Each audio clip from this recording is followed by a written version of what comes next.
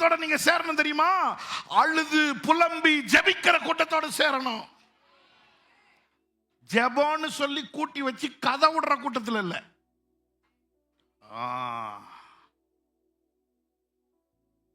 ஜக்கரியா ஸ்டானிஃபோம்னு சொல்ற ஒரு பெரிய தேவ மனிதன், ஜெப வீரன், அவர் இப்படி சொல்றாரு, ஒரு கர்த்தருடைய பிள்ளைய பிசாசு ஜெபிக்க விட மாட்டான், ஜெபத்துக்கு போக விட மாட்டான். மீறி ஜெபத்துக்கு போயிட்டா அங்க போய் ஜெபம் பண்ண விட மாட்டான், தூக்கத்தை கொடுப்பான்.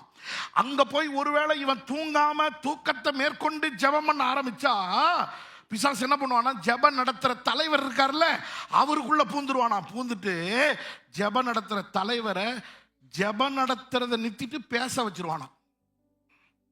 என்ன பேச வைப்பான்? நான் குறிப்பை உங்களுக்கு விளக்கமாய் சொல்லுகிறேன், நீங்கள் குறிப்பை புரிந்து கொண்டு ஜெபியுங்கள்னு சொல்லி குறிப்பை விளக்கவே 30 நிமிஷம் எடுத்துக்குவார்.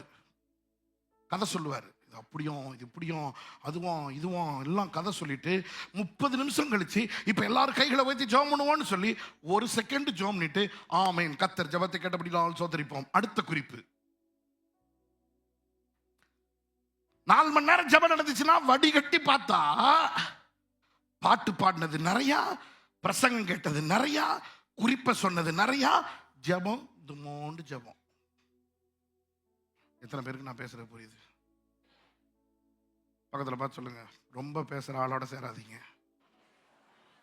முட்டி போட்டா கண்ணீர் வடிக்கிற ஆளோட சேருங்க. முட்டி போட்டா போராடுற ஆளோட சேருங்க.